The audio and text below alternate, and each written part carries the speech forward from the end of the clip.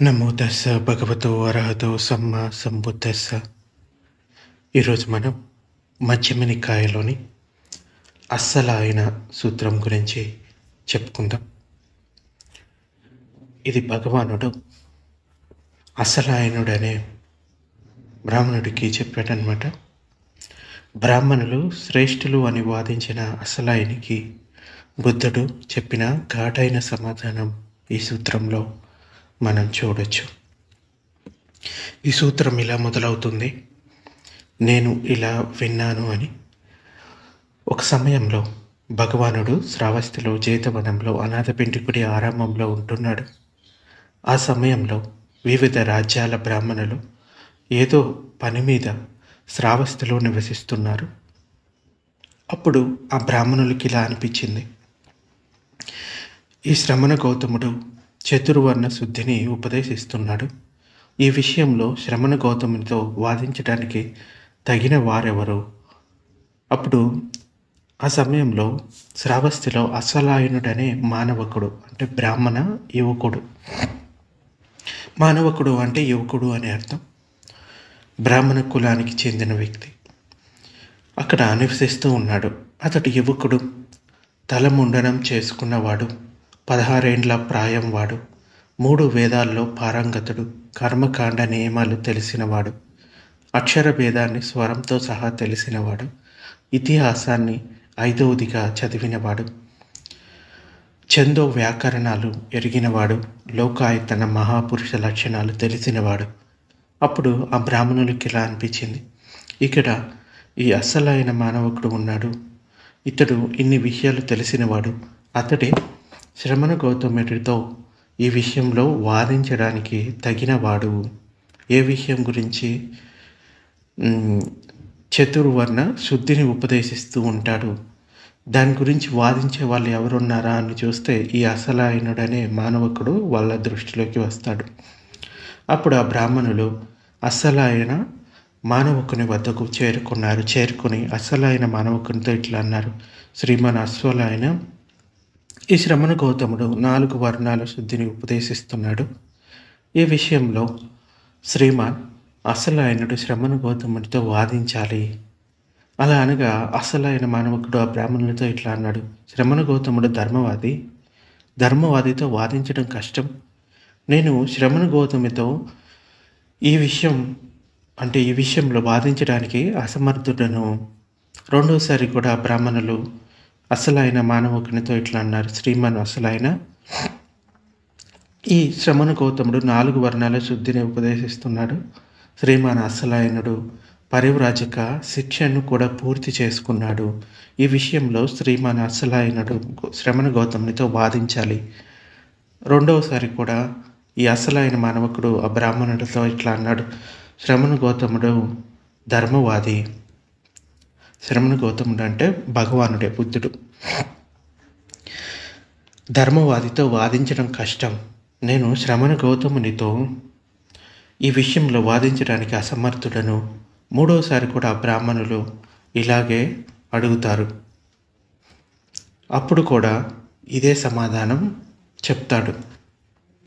అలా అనగా అసలైన మానవకుడు ఆ బ్రాహ్మణుడితో ఇట్లా అంటాడు: నాకు ఇందులో మీ లాభం ఏమీ కనిపించడం లేదు.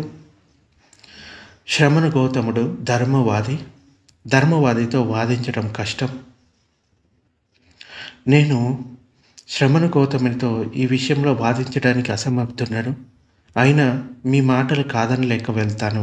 అంటే వాళ్ళు ఏమంటారంటే, ఇంకా చివరికి నువ్వు ఇంత శిక్షణ నేర్చుకున్నావు, కానీ యుద్ధం చేయకుండానే ఓటమిని అంగీకరించకూడదు అని అనేసరికి, సరే మీ గురించి వెళ్తాను, ఎందుకంటే ఆయనతో వాదించడం కష్టం అని చెప్తాడు. అప్పుడు ఆ అసలైన మానవకుడు బ్రాహ్మణులతో పాటు శ్రమణ గౌతముని వద్దకు చేరుకొని శ్రమణ గౌతముని కుశల ప్రశ్నలు అడిగారు. కుశల ప్రశ్నలు పూర్తి చేసుకొని ఒక పక్కన కూర్చున్న ఆ అసలైన మానవకుడు భగవానునితో ఇట్లా అన్నాడు: శ్రీమాన్ గౌతమ, ఈ బ్రాహ్మణులు ఇట్లా అంటున్నారు. ఏమని? బ్రాహ్మణులు శ్రేష్ఠ వర్ణులు, ఇతర వర్ణాల వారు హీనులు, బ్రాహ్మణులు తెల్లని వారు, ఇతరులు నల్లని వారు. బ్రాహ్మణులే శుద్ధి పొందుతారు, ఇతర వర్ణాల వారు పొందరు. బ్రాహ్మణులు బ్రహ్మపుత్రులు, బ్రహ్మ నోటి నుండి పుట్టినవారు, బ్రహ్మచే రూపొందించబడినవారు, బ్రహ్మ బంధువులు. దీని గురించి గౌతముల వారు ఏమంటారు? అప్పుడు భగవానుడు, అసలు ఆయన బ్రాహ్మణ స్త్రీలు కూడా ఋతుమతులై గర్భవతులై కని పాలిస్తున్నారు వారిని. వారు బ్రాహ్మణ యోని నుండి పుట్టి కూడా ఇలా అంటారు, బ్రాహ్మణులు శ్రేష్ఠ వర్ణులు, ఇతర వర్ణాల వారు హీనులు. బ్రాహ్మణులు తెల్లని వారు, ఇతరులు నల్లని వారు. బ్రాహ్మణులే శుద్ధిని పొందుతారు, ఇతర వర్ణాల వారు పొందరు. బ్రాహ్మణులు బ్రహ్మపుత్రులు, బ్రహ్మ నోటి నుండి పుట్టినవారు, బ్రహ్మచే రూపొందించబడినవారు, బ్రహ్మ బంధువులు. అప్పుడు గౌతముల వారు అలా అన్నప్పటికీ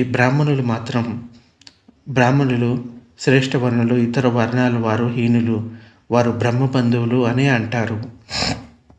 అప్పుడు నీవు ఏమనుకుంటున్నావు? అసలు ఆయన యవన కంబోజ దేశాలలో ఇంకా ఇతర సీమంత దేశ జనపదాలలో ఆర్యులు అంటే యజమానులు, ఇంకా దాసులు అని 2 వర్ణాలు ఉంటాయని విన్నావా? అక్కడ ఆర్యుడు దాసుడు కావచ్చును, దాసుడు ఆర్యుడు కావచ్చును. అంటే యజమాని దాసుడు కావచ్చును, అలాగే దాసుడు యజమాని కూడా కావచ్చును. యవన కంబోజ దేశాలలో ఇంకా ఇతర సీమంత జనపదాలలో యజమానులు దాసులు అని 2 వర్ణాలు ఉంటాయని, అక్కడ యజమాని దాసుడు కావచ్చును, దాసుడు యజమాని కావచ్చు అని విన్నాను బంతే అని చెప్తాడు అసలాయనుడు. అటువంటప్పుడు ఈ బ్రాహ్మణులు ఏ బలంతో, ఏ ఆధారంతో బ్రాహ్మణులు శ్రేష్ఠ వర్ణులు, ఇతర వర్ణాల వాళ్ళు హీనులు, వీరు మాత్రమే బ్రహ్మ బంధువులు అంటారు? గౌతముల వారు అలా అన్నప్పటికీ బ్రాహ్మణులు శ్రేష్ఠ వర్ణులు, ఇతర వర్ణాల వారు హీనులు, బ్రహ్మ బంధువులు అనే అంటారు. అంటే వాళ్ళు ఇంకా ఆర్గ్యుమెంట్ కొనసాగిస్తూనే ఉంటారు. భగవానుడు ఏం చెప్తాడంటే, మోక్షాన్ని, విముక్తిని, నిబ్బానాన్ని పొందడానికి వర్ణంతో సంబంధం లేదు అని చెప్తాడు. కానీ ఈ బ్రాహ్మణులు ఏం చెప్తున్నారంటే, మేము మాత్రమే ఈ మోక్షాన్ని పొందడానికి అర్హులం, మిగతా వాళ్ళు ఎవ్వరు కాదు, వాళ్ళంతా మాకన్నా తక్కువ వాళ్ళు అన్నట్టుగా చెప్తూ ఉంటారు. సో దీని మీద వాదించడానికి ఈ అసలాయన్ని పంపించారు.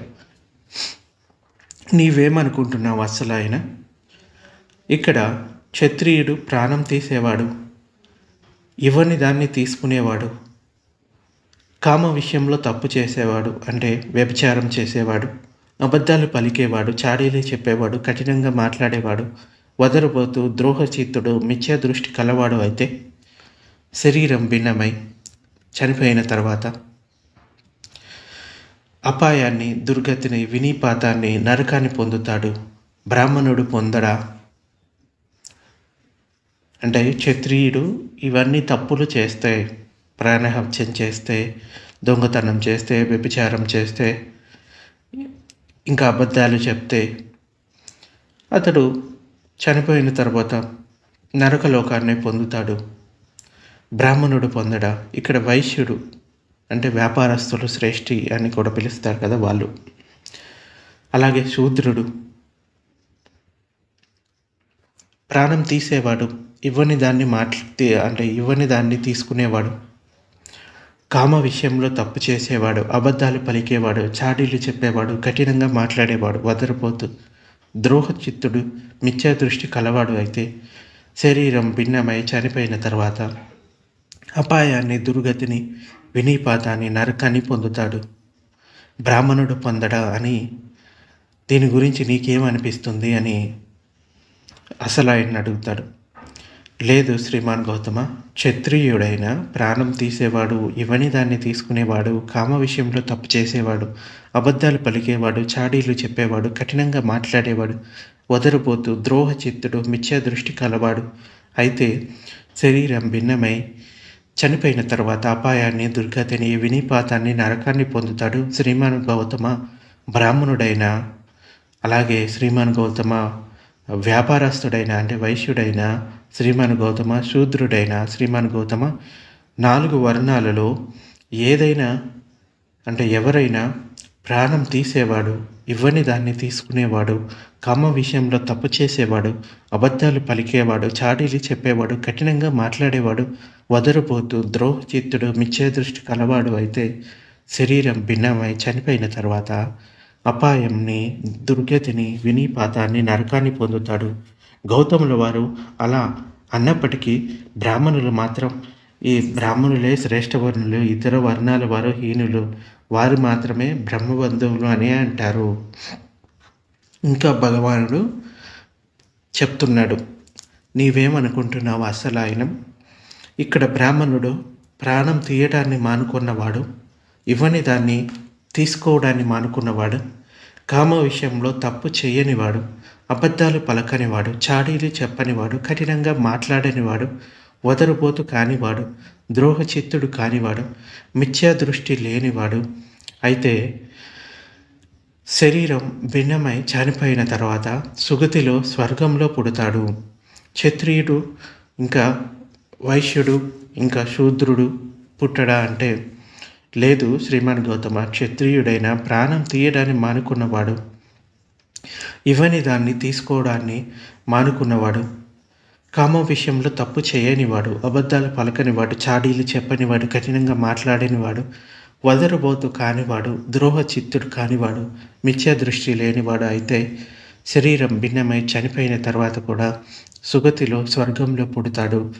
శ్రీమాన్ గౌతమ బ్రాహ్మణుడైన, శ్రీమాన్ గౌతమ వైశ్యుడైన, శ్రీమాన్ గౌతమ శూద్రుడైన, శ్రీమాన్ గౌతమ 4 వర్ణాల్లో ఎవరైనా ప్రాణం తీయడాన్ని మానుకున్నవాడు, ఇవ్వని దాన్ని తీసుకోవడాన్ని మానుకున్నవాడు అంటే దొంగతనం చేయనివాడు, కామ విషయంలో తప్పు చేయనివాడు, అబద్ధాలు పలకనివాడు, చాడీలు చెప్పనివాడు, కఠినంగా మాట్లాడనివాడు, వదరుబోతు కానివాడు, ద్రోహచిత్తుడు కానివాడు, ఇంకా మిథ్యా దృష్టి లేనివాడు అయితే శరీరం భిన్నమై చనిపోయిన తర్వాత సుగతిలో స్వర్గంలో పుడతాడు.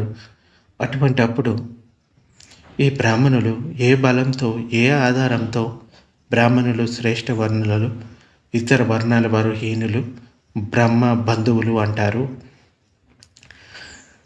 ఇలా గౌతముల వారు అన్నప్పటికీ అంటే భగవానుడు ఇలా చెప్పినప్పటికీ ఆ బ్రాహ్మణులు మాత్రమే శ్రేష్ఠ వర్ణులు, ఇతర వర్ణాలు వాళ్ళంతా హీనులు, బ్రహ్మ బంధువులు అని అంటూ ఉన్నారు. ఇంకా భగవానుడు ఇలా చెప్తాడు, నీవేమనుకుంటున్నావు అసలు ఆయన?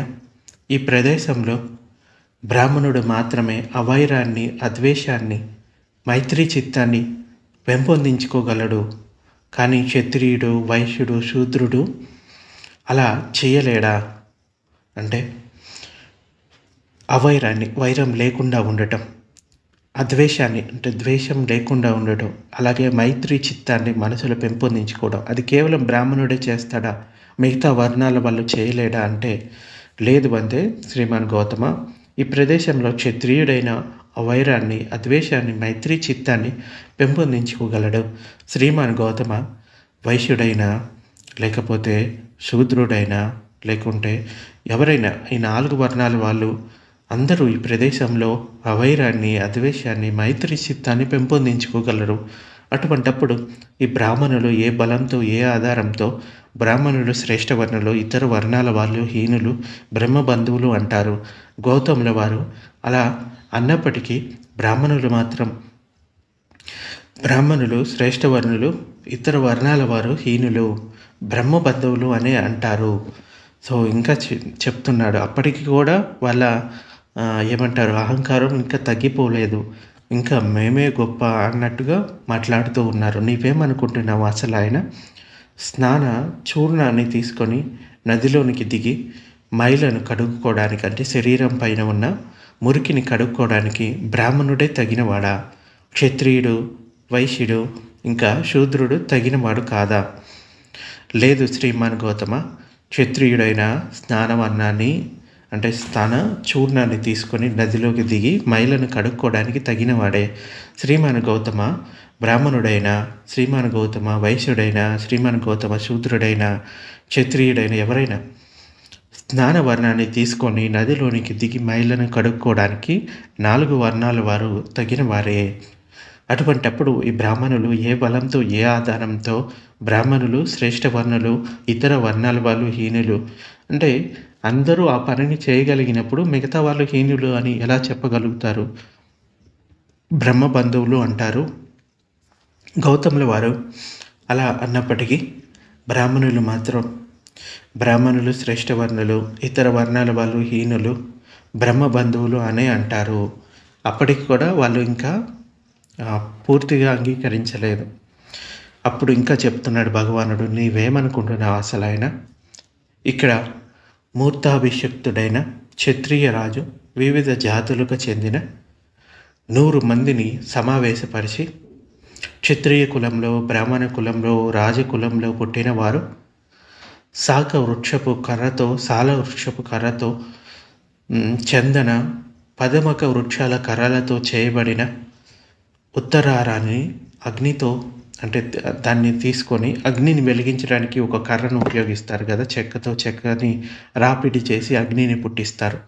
దానిని ఉత్తరారణిని అంటారు.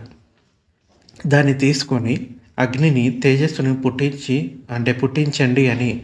అలాగే చండాల కులంలో, నిషాద కులంలో, అలాగే మేదర కులంలో, రథకార కులంలో, పుక్కుస కులంలో పుట్టినవారు, అంటే పుక్కుస కులం అంటే కుక్కని ఆహారంగా తీసుకునే కులం అన్నమాట.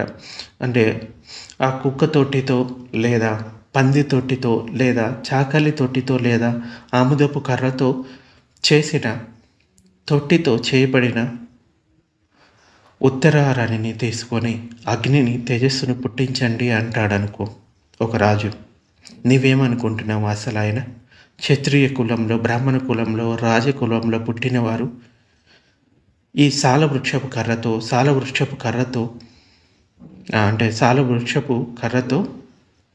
ఇంకా శాఖ వృక్షపు కర్రతో, సల్లల ఇంకా చందన పదమక వృక్షాల కర్రలతో చేయబడిన ఉత్తరాన్నితో పుట్టించిన అగ్ని జ్వాలతో, తేజస్సుతో, ప్రకాశంతో ఉండి అగ్ని కార్యాలకు ఉపయోగించబడి చండాల కులంలో, నిషాద కులంలో, మేదర కులంలో, ఇంకా రథకార కులంలో, పుక్కుస కులంలో పుట్టినవారు వారు పంది తొట్టితో లేదా చాకలి తొట్టితో లేదా ఆముదపు కర్రతో చేసిన తొట్టితో చేయబడిన ఉత్తరారాణితో పుట్టించిన అగ్ని జ్వాల లేకుండా, తేజస్సు లేకుండా, ప్రకాశం లేకుండా ఉండి అగ్ని కార్యాలకు ఉపయోగపడదా? అంటే వీళ్ళు చేసిన ఏదైతే అగ్ని జ్వాల ఉందో అది అగ్ని కార్యాలకు ఉపయోగపడదా అంటే లేదు శ్రీమాన్ గౌతమ. క్షత్రియ కులంలో, బ్రాహ్మణ కులంలో, రాజకులంలో పుట్టినవారు సాలవృక్షపు కర్రతో, అంటే అలా చేసిన చందనపు కర్రతో చేసిన, అలాగే చండాల కులంలో పుట్టినవారు ఆముదపు కర్రలతో చేసిన దానితోటి కూడా, అంటే తొట్టిలో చేయబడిన ఉత్తరాన్ని తీసుకొని పుట్టించిన అగ్ని 2 జ్వాలతో, తేజస్సుతో, ప్రకాశంతో ఉంటాయి శ్రీమాన్ గౌతమ. 2 అగ్ని కార్యాలకు ఉపయోగపడతాయి. మరి అటువంటప్పుడు ఈ బ్రాహ్మణులు ఏ బలంతో, ఏ ఆధారంతో బ్రాహ్మణులు శ్రేష్ఠ వర్ణులు, ఇతర వర్ణాల వాళ్ళు హీనవర్ణులు? బ్రాహ్మణులు తెల్లని వారు, ఇతర వర్ణాల వారు నల్లని వారు. బ్రాహ్మణులే శుద్ధిని పొందుతారు, ఇతర వర్ణాల వారు శుద్ధిని పొందరు. బ్రాహ్మణులు బ్రహ్మ నోటి నుండి పుట్టినవాడు, బ్రహ్మచే రూపొందించబడిన వారు బ్రహ్మ బంధువులు అంటారు అని చెప్తే, అప్పటికి కూడా గౌతముల వారు అలా అన్నప్పటికీ బ్రాహ్మణులు శ్రేష్ఠ వర్ణులు, ఇతర వర్ణాల వాళ్ళు హీనులు, బ్రహ్మ బంధువులు అనే అంటారు. ఇంకా భగవానుడు చెప్తాడు, నీవేమనుకుంటున్నావు అసలు ఆయన? ఇక్కడ క్షత్రియ యువకునికి బ్రాహ్మణ కన్యతో సహవాసం ఏర్పడిందనుకో. ఆ సహవాసం వల్ల పుత్రుడు కలిగితే అతన్ని తల్లిని బట్టి లేదా తండ్రిని బట్టి క్షత్రియుడివో బ్రాహ్మణుడివో అనవచ్చునా? అవును శ్రీమాన్ గౌతమ. క్షత్రియ యువకునికి బ్రాహ్మణ కన్యతో సహవాసం ఏర్పడినప్పుడు వారికి పుట్టిన పుత్రుడిని తల్లిని బట్టి లేదా తండ్రిని బట్టి క్షత్రియుడనో లేకుంటే బ్రాహ్మణుడనే అనవచ్చును. నీవేమనుకుంటున్నావు అసలు ఆయన? ఇక్కడ బ్రాహ్మణ యువకునికి క్షత్రియ కన్యతో సహవాసం ఏర్పడిందనుకో. ఆ సహవాసం వలన పుత్రుడు కలిగితే అతన్ని తల్లిని బట్టి లేదా తండ్రిని బట్టి బ్రాహ్మణుడనో క్షత్రియుడనో అనవచ్చునా? అవును శ్రీమాన్ గౌతమ. ఆ బ్రాహ్మణ యువకునికి క్షత్రియ కన్యతో సావాసం ఏర్పడినప్పుడు వారిని పుట్టిన పుత్రుణ్ణి తల్లిని బట్టి కానీ లేక తండ్రిని బట్టి కానీ బ్రాహ్మణుడను లేకుంటే క్షత్రియుడను అనవచ్చును. నీవేమనుకుంటున్నావు? అసలు ఆయన ఇక్కడ ఆడగుర్రానికి గాడిదతో సంయోగం చేయబడిందనుకో, ఆ సంయోగం వలన పిల్ల పుడితే దాన్ని తల్లిని బట్టి కానీ లేకపోతే తండ్రిని బట్టి గుర్రం అని కానీ గాడిదని కానీ అనవచ్చునా? లేదు శ్రీమాన్ గౌతమ, దానిని కంచెర గాడిద అంటారు. మొదట చెప్పిన వాటిల్లో నాకు భిన్నత్వం కనిపించడం లేదు, కానీ ఇక్కడ నాకు భిన్నత్వం కనిపించింది. నీవేమనుకుంటున్నావు? అసలు ఆయన ఒకే తల్లి కడుపున పుట్టిన ఇద్దరు సోదరులు ఉన్నారు. వారిలో ఒకరు అధ్యయనం చేసినవాడు, ఉపనయనం పొందినవాడు. ఇంకొకడు అధ్యయనం చేయలేదు, ఉపనయనం పొందలేదు. శ్రాద్ధంలో కానీ స్థాళిపాకంలో కానీ యజ్ఞంలో కానీ అతిథి భోజనంలో కానీ బ్రాహ్మణులు ఈ ఇద్దరిలో ఎవరికి ప్రథమ భోజనం ఇవ్వాలి అని అడుగుతాడు. శ్రీమాన్ గౌతమ, అధ్యయనం చేసిన ఉపనీతుడైన వానికే ఇవ్వాలి. అధ్యయనం చేయని వానికి అనుపనీతునికి ఇవ్వడం గొప్ప ఫలాన్ని ఇవ్వదు. అయితే నీవేమనుకుంటున్నావు? అసలు ఆయన ఒకే తల్లి కడుపున పుట్టిన ఇద్దరు సోదరులు ఉన్నారు. వారిలో ఒకరు అధ్యయనం చేసినవాడు, ఉపనయనం పొందినవాడు, కానీ దుశ్శీలుడు, పాపధర్మి. ఇంకొకడు అధ్యయనం చేయలేదు, ఉపనీతుడు కాదు, కానీ శీలవంతుడు, కళ్యాణధర్మి. శ్రాద్ధంలో కానీ స్థాళిపాకంలో కానీ యజ్ఞంలో కానీ అతిథి భోజనంలో కానీ బ్రాహ్మణులు ఈ ఇద్దరిలో ఎవరికి ప్రథమ భోజనం ఇవ్వాలి అని భగవానుడు అడుగుతాడు. అప్పుడు అసలు ఆయన ఎలా చెప్తాడు? శ్రీమన్ గౌతమ, శీలవంతుడికి కళ్యాణ ధర్మికి ఇవ్వాలి, దుశ్శీలునికి పాపధర్మినికి ఇవ్వడం గొప్ప ఫలాన్ని ఇవ్వదు. అసలైన నీవు మొదటి జాతికి గొప్పతనం ఇచ్చావు, జాతిని వదిలి మంత్రాలకు గొప్పతనం ఇచ్చావు, మంత్రాలను వదిలి తపానికి గొప్పతనాన్ని ఇచ్చావు, తపాన్ని వదిలి నేను తెలియచేసినట్లుగా చతువర్ణ శుద్ధిని అంగీకరించావు అన్నాడు భగవానుడు. అలా అనగా అసలైన బ్రహ్మచారి మాటలు రాక శబ్దుడై భుజాలు వాల్చి నేలకు చూస్తూ కాంతిహీనుడిగా ఉండిపోయాడు. అప్పుడు భగవానుడు అసలైన మానవకుడు మాటలు రాక స్తబ్దుడై భుజాలను వాల్చి నేలను చూస్తూ కాంతిహీనుడు కావడం చూసి అసలైన బ్రహ్మచారితో ఇట్లా అన్నాడు భగవానుడు. పూర్వం అసలైన 7 బ్రాహ్మణ ఋషులు అరణ్యంలో పర్ణ కుటీరంలో చర్చిస్తూ ఉన్నప్పుడు వారికి ఇలా అనిపించింది, బ్రాహ్మణులు శ్రేష్ఠ వర్ణులు ఇతర వర్ణాల వాళ్ళు కాదు. అంటే ఇంతకుముందు ఏవైతే బ్రాహ్మణులు చెప్పారో అవన్నీ మాటలు. బ్రహ్మ బంధువులు అనే పాప దృష్టి కలిగింది. అసలైన అసిత దేవుల ఋషి అరణ్యంలో పర్ణ కుటీరంలో ఉన్న 7 ఋషులకు బ్రాహ్మణులు శ్రేష్ఠ వర్ణులు, ఇతర వర్ణాలు హీనులు, బ్రహ్మ బంధువులు వారు మాత్రమే బ్రాహ్మణులు మాత్రమే అనే పాప దృష్టి కలిగిందని విన్నాడు. అప్పుడు అసలు ఆయన ఆ అసిత దేవల ఋషి వెంట్రుకలు గడ్డాన్ని దువ్వుకొని మంజిష్ట వర్ణపు వస్త్రాన్ని కప్పుకొని పాదుకలు ధరించి బంగారు దండాన్ని చేత పట్టుకొని 7 ఋషుల పర్ణశాలల ముందు పోయి వారి పర్ణశాలల ముందు తిరుగుతూ ఇలా అన్నాడు, ఈ బ్రాహ్మణ ఋషులు ఎక్కడికి పోయారు, ఈ బ్రాహ్మణ ఋషులు ఎక్కడికి పోయారు అని. అసలు ఆయన అప్పుడు ఆ 7 ఋషులు ఇలా అనుకున్నారు, బుద్ధులు లేని పల్లెటూరి వానిలా అటు ఇటు తిరుగుతూ ఈ బ్రాహ్మణ ఋషులు ఎక్కడికి పోయారు, ఈ బ్రాహ్మణ ఋషులు ఎక్కడికి పోయారు అంటున్న ఇతడెవరు, ఇతన్ని శపించాలి అని. అప్పుడు ఆ 7 బ్రాహ్మణ ఋషులు శూద్ర భస్మంక అని శపించారు. ఆ బ్రాహ్మణ ఋషులు ఎంతెంతగా శపిస్తే ఆ అసిత దేవుల ఋషి అంతంతగా సుందరంగా దర్శనీయంగా ప్రసన్నతను కలిగించగలిగే వానిగా రూపొందాడు. అప్పుడు ఆ 7 బ్రాహ్మణ ఋషులకి ఇలా అనిపించింది, మన తపస్సంతా వ్యర్థమేనా, మన బ్రహ్మచర్యం ఫలించలేదా ఏమి? ఇంతకుముందు మేము ఎవరినైనా శూద్ర భస్మంక అంటే వెంటనే భస్మం అయ్యేవారు. ఇతడేమో మేము శపించి కొద్దీ సుందరంగా ఇంకా అందంగా దర్శనీయంగా ప్రసన్నతను కలిగించేవానిగా మారుతున్నాడు. మీ తపస్సు వ్యర్థం కాలేదు, మీ బ్రహ్మచర్యం నిష్ఫలం కాలేదు. నా మీద మీ చెడు భావనను వదిలిపెట్టండి. మేము ఆ చెడు భావనను వదిలిపెట్టాము. మరి మీరెవరు అని అడుగుతాడు ఆ బ్రాహ్మణులు. మీరు అసిత దేవుల ఋషి గురించి విన్నారా అని అంటే విన్నాము అని వాళ్ళు చెప్తారు. అతడు నేనే అని చెప్తాడు. అప్పుడు అసలు ఆయన ఆ 7 బ్రాహ్మణ ఋషులు అసిల దేవునికి అంటే ఆ ఋషికి నమస్కరించారు. అప్పుడు అసలు ఆయన ఆ అసిత దేవుల ఋషి ఆ 7 బ్రాహ్మణులతో ఇలా అన్నారు.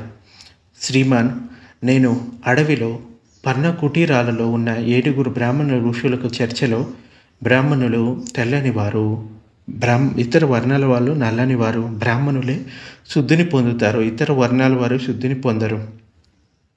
బ్రాహ్మణులు బ్రహ్మ నోటి నుండి పుట్టినవారు, బ్రహ్మచే రూపొందించబడిన వారు, బ్రహ్మ బంధువులు అనే పాప దృష్టి కలిగిందని విన్నాను.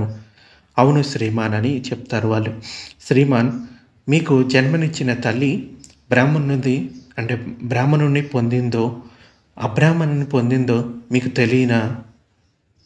తెలియదు శ్రీమాన్ అని చెప్తారు.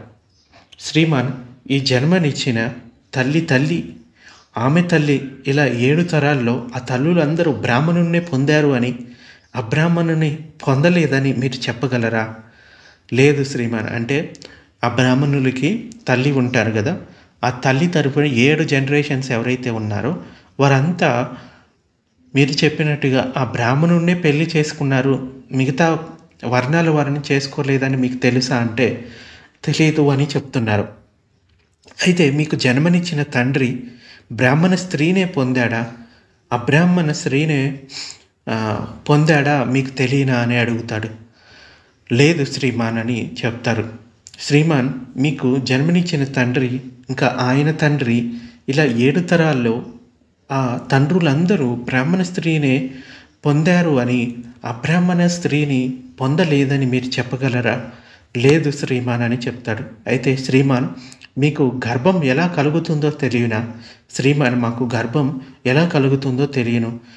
ఇక్కడ మాత పితరులు కలవాలి అంటే వాళ్ళిద్దరూ కలవాలి, తల్లి ఋతుమతి అయి ఉండాలి, ఇంకా పుట్టవలసిన వాడు జీవుడు ఉండాలి. ఈ 3 ఉన్నప్పుడు గర్భధారణ జరుగుతుంది. శ్రీమాన్, మీకు ఆ పుట్టవలసిన ప్రాణి క్షత్రియుడో బ్రాహ్మణుడో వైశ్యుడో శూద్రుడో తెలియనా అంటే శ్రీమాన్, ఆ గంధర్వుడు క్షత్రియుడో బ్రాహ్మణుడో వైశ్యుడో శూద్రుడో మాకు తెలియదు. ఇలా అయినప్పుడు శ్రీమాన్, మీరు అంటే ఎవరు అనుకున్నారు? శ్రీమాన్, మేమెవరమో మాకు తెలియదు.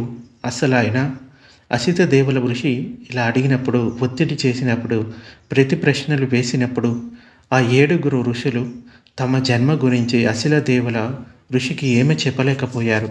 ఇక నేను అడిగినప్పుడు, ఒత్తిడి చేసినప్పుడు, ప్రతి ప్రశ్నించినప్పుడు నీవు మాత్రం ఏం సమాధానం చెప్పగలవు? ఆచార్యులను అనుసరించే నీవు గరిటె తిప్పే పుణ్యానికి కూడా సాటి రావు. అలా అనగా అస్సలైన మానవకుడు భగవానుడితో ఇట్లా అంటారు. శ్రీమాన్ గౌతమ, మీరు చెప్పింది సత్యమో సుందరమో మా కళ్ళు తెరిపించారు. నేటి నుండి నా ప్రాణాలు ఉన్నంత వరకు నన్ను తమ శరణు పొందిన ఉపాసకునిగా గుర్తుంచుకోండి అని చెప్తాడు. సో ఈ విధంగా వర్ణం ఏదైనా కానీ వాడు పాపకార్యాలు చేస్తే దుఃఖాన్ని పొందుతాడు, పుణ్యకార్యాలు చేస్తే సుఖాన్ని పొందుతాడు. అందరూ కూడా నిబ్బానాన్ని పొందొచ్చు. వారు చేసే కర్మలను బట్టి బ్రాహ్మణుడు శూద్రుడు అవుతాడు తప్ప కులాన్ని బట్టి కాదు అని భగవానుడు చాలా చోట్ల చెప్పాడు.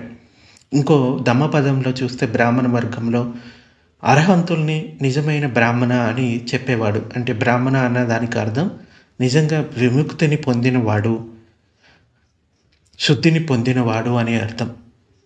అటువంటి వాడిని బ్రాహ్మణ అని పిలవాలి అని చెప్తాడు. సో కులంతో వచ్చిన బ్రాహ్మణ తత్వం కన్నా గుణంతో వచ్చిన బ్రాహ్మణ తత్వం గొప్పది. సో నిబ్బానాన్ని అందరూ అన్ని వర్ణాల వాళ్ళు పొందగలుగుతారు. అంటే ఉన్నత కులంలో పుట్టి పాపకర్మలు చేసినవాడు అర్హుడు కాదు. అలాగే తక్కువ కులంలో పుట్టి మంచి శీలాన్ని ఆచరించినవాడు తప్పకుండా గొప్పవాడు అవుతాడు, ధర్మాచారి అవుతాడు. అందుచేత శీలమే ముఖ్యం కానీ, గుణమే ముఖ్యం కానీ, కులం ముఖ్యం కాదు అని భగవానుడు చాలా చోట్ల చెప్తాడు. ఇది ఈరోజు ప్రవచనం.